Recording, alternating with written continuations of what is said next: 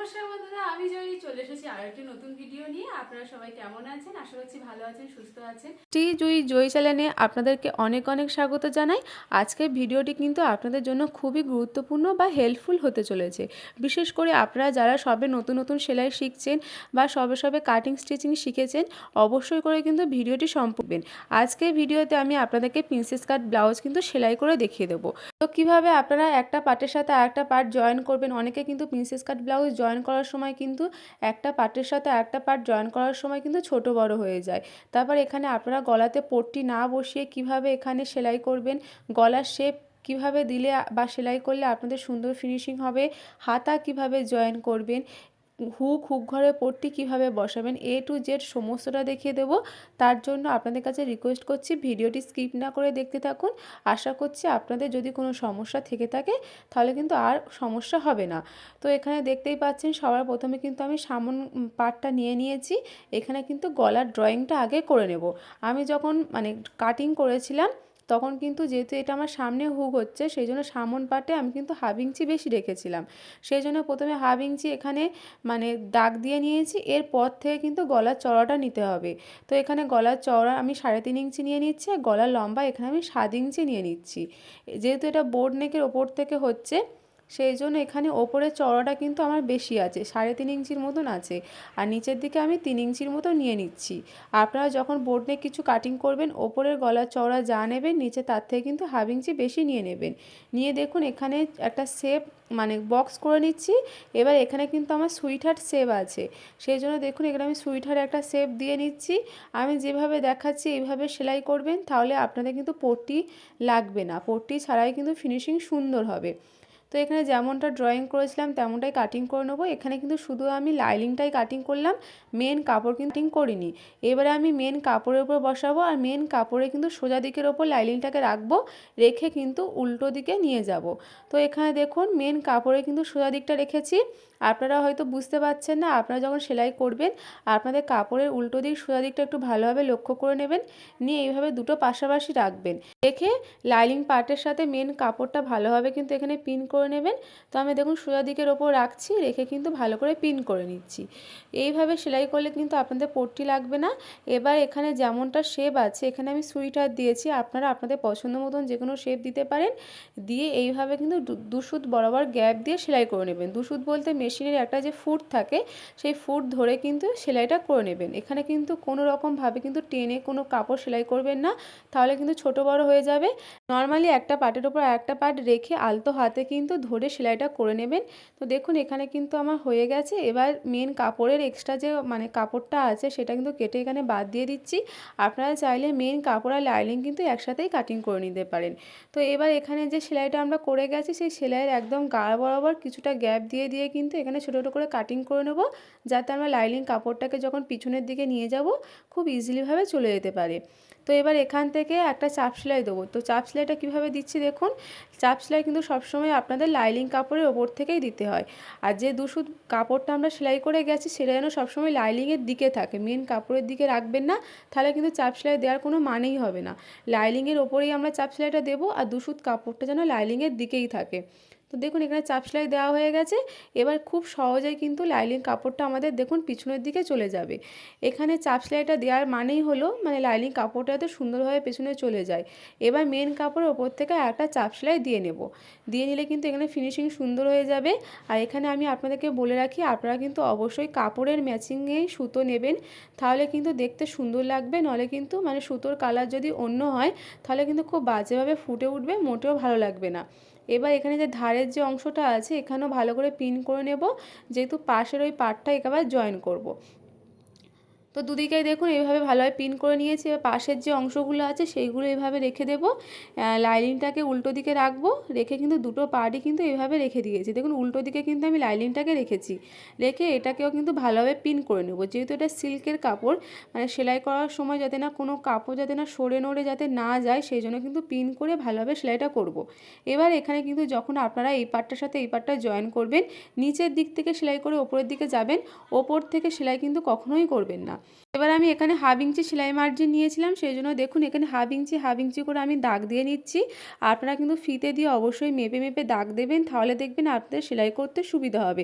নাহলে কি বলুন তো, যারা নতুন নতুন সেলাই করছেন তাদের কোথাও কম কোথাও বেশি হয়ে যাবে, হয়ে গেলে কিন্তু মানে ফিটিংস করার সময় কিন্তু ফিটিংসটা মোটেও ভালো হবে না। এবার একটা পার্টের উপর আরেকটা পার্ট রেখে নর্মালি কিন্তু সেলাই করবেন।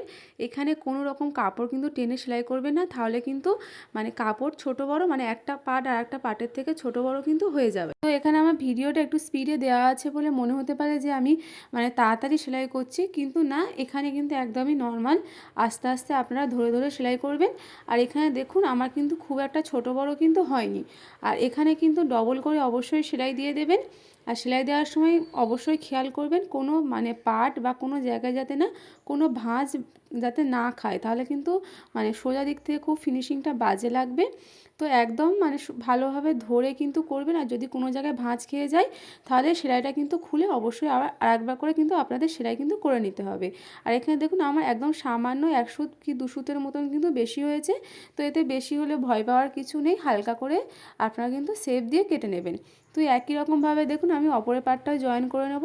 এবার এখানে হুক আর হুকের পট্টিটা কিন্তু বসিয়ে নেব। তার জন্য দেখুন একটা কাপড় নিয়েছি 2 ইঞ্চির আর একটা নিয়েছি 2.5 ইঞ্চির।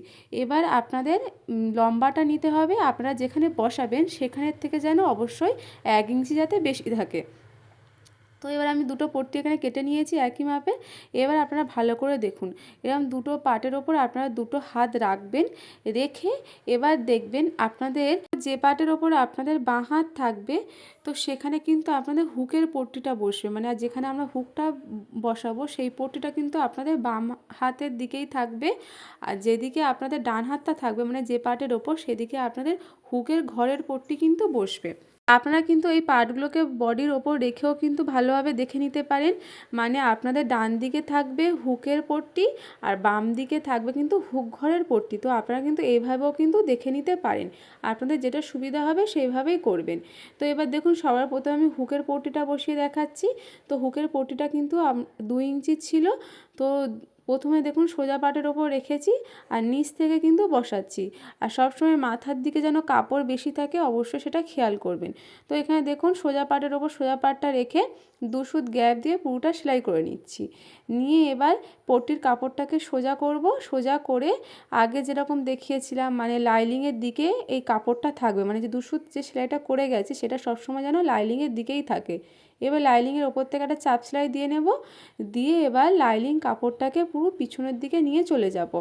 গিয়ে লাইনিং কাপড়টাকে দু ভাঁজে ভাঁজ করব, ভাঁজ করে কিন্তু ওপর থেকে একটা চাপ সেলাই দিয়ে নেব। দিলেই কিন্তু এখানে হুকের পট্টিটা কিন্তু রেডি হয়ে যাবে। আর এখানে মাথার দিকে আমার একটু বেশি ছিল সেজন্য আমি এখানে কেটে বাদ দিয়ে দেবো। এখানে 1/2 ইঞ্চির মতন বেশি থাকলেও হবে। এবার দেখুন যে এক্সট্রা কাপড়টা আছে সেটাকে দু ভাঁজ করে নেব, নিয়ে এভাবে ঠিক ভাঁজ করে নেব। আর মাথার দিকে যে এক্সট্রা কাপড়টা আছে সেটা কিন্তু সম্পূর্ণ ভালোভাবে মুড়িয়ে ফিনিশিংয়ের সাথে কিন্তু মুড়িয়ে নিতে হবে, তবে কিন্তু দেখতে ভালো লাগবে, ফিনিশিংটা সুন্দর আসবে। তো দেখুন যে এক্সট্রা কাপড়টা আছে সেটা এইভাবে ভাঁজ করে ভিতরের দিকে ঢুকিয়ে দেব, ঢুকিয়ে দিয়ে কিন্তু এই মানে এখান থেকে একটা সেলাই কিন্তু দিয়ে নেব। করে নিলে কিন্তু এখানে আমাদের হুক পট্টিটা রেডি হয়ে যাবে। তো আপনারা অবশ্যই এইভাবে করবেন, করলে কিন্তু আপনাদেরও কিন্তু সুবিধা হবে। তো আপনারা যারা নতুন নতুন সেলাইয়ে কাজ করছেন তাদের কিন্তু খুব গুলিয়ে যায় কোন দিকে হুক পট্টি বসাবেন আর কোন দিকে হুকের ঘর হবে। তো আপনারা ব্লাউজটাকে এইভাবে রেডি করে নিয়ে মানে বডি পার্টের ওপর ফেলেও দেখে নিতে পারেন। বডি পার্টের ডান দিকে থাকে হচ্ছে যে হুক পট্টি আর বাম দিকে থাকে হচ্ছে হুকের ঘরের পট্টি। এবার হুকের ঘরের পট্টিটা বসিয়ে নেব। তার জন্য দেখুন যে 2.5 ইঞ্চির পট্টিটা কেটেছিলাম সেটা নিয়ে নেব। আর এই হুক ঘরের পট্টি কিন্তু পিছন দিক থেকে বসে সামনের দিকে আসে। তো এইভাবে দেখুন মাথার দিকে আমি একটু বেশি রেখে দেবো, যেহেতু মুড়ে ফিনিশিংয়ের সাথে সেলাই করতে হবে। তো মাথার দিকে বেশি রেখে এখানেও 2 সুত গ্যাপ দিয়ে কিন্তু সেলাইটা করে নেব। সেলাই করা হয়ে গেলে তারপরে পট্টির কাপড়টাকে আমি সামনের দিকে নিয়ে আসব, নিয়ে এসে যে দিকটা খোলা আছে সেদিকে কি করব 2 সুত মুড়ব, মুড়ে যে সেলাইটা আমরা করে গেছি সেই সেলাইয়ের ওপর কিন্তু তুলে দিয়ে আবার সেলাইটা করতে হবে। তো এখানে কি করছি আমরা হাতের দিকে ভালো করে লক্ষ্য করুন, তাহলে আপনারাও বুঝতে পারবেন। তো এখানে দেখুন একদিকটা তো জয়েন করা হয়ে গেছে, অপর যে খোলা দিকটা আছে সেখানে আমি 2 সুত মুড়েছি, বেশি কিন্তু মুড়িনি। মুড়ে এবার যে সেলাইটা করে গেছি সেই সেলাইয়ের ওপর রেখে দেবো। আর মাথার দিকে যে এক্সট্রা কাপড়টা আছে সেটা কিন্তু মুড়িয়ে ফিনিশিংয়ের সাথে কিন্তু সেলাইটা করতে হবে, করলে কিন্তু এখানে হুকের ঘরের পট্টিও রেডি হয়ে যাবে। তো আমি এখানে প্রিন্সেস কাট ব্লাউজে দেখিয়ে দিচ্ছি, আপনারা কিন্তু একই নিয়মে যে কোনো ব্লাউজের হুকের ঘর কিন্তু এইভাবে করতে পারেন। এটা শুধু যে প্রিন্সেস কাট ব্লাউজের ক্ষেত্রে এক বা ব্রা কাট ব্লাউজের ক্ষেত্রে আলাদা হবে এরকমটা কোনো কথা নয়। হুক মানে ব্লাউজের হুক আর হুকের পট্টি কিন্তু হুক ঘরের পট্টি এইভাবেই কিন্তু বসায়, আপনারা কিন্তু এইভাবে বসিয়ে নেবেন। তো দেখুন এখানে এক্সট্রা যে মাথার দিকে কাপড়টা ছিল সেটা কিন্তু আমি পুরোটা ভিতরের দিকে মুড়িয়ে দিয়েছি, দিয়ে কিন্তু সেলাইটা করে নিয়েছি। নিলে কিন্তু এখানে হুকের ঘরের পট্টিটাও কিন্তু আমার রেডি হয়ে গেল, এখানে সুন্দরভাবে রেডি হয়ে গেল। তো এখানে দেখুন কত সুন্দরভাবে ফিনিশিংয়ের সাথে কিন্তু আমার এখানে হুক আর হুকের পট্টিটা কিন্তু তৈরি হয়ে গেছে। তো আপনারা কিভাবে করেন সেটাও কিন্তু আমাকে কমেন্টে জানাতে পারেন। আর আমার ফেসবুকে পেজ আছে জয়ী ঘোষ নামে, তো সেখানে আমি যে কাজগুলো করি রেগুলার, তো সেখানে কিন্তু আমি ফটো ভিডিও পোস্ট করি। তো আপনারা চাইলে অবশ্যই করে কিন্তু আমাকে ফেসবুকে ফলো করতে পারেন, বা আপনারা যদি কোনো টপিকে ভিডিও যদি আপনারা দেখতে চান তো সেটাও কিন্তু আমাকে কমেন্ট করে জানাতে পারেন বা এসএমএস করে কিন্তু বলতে পারেন। তো এখানে দেখুন আমি এবার হাতাটা এখানে জয়েন করে নেব।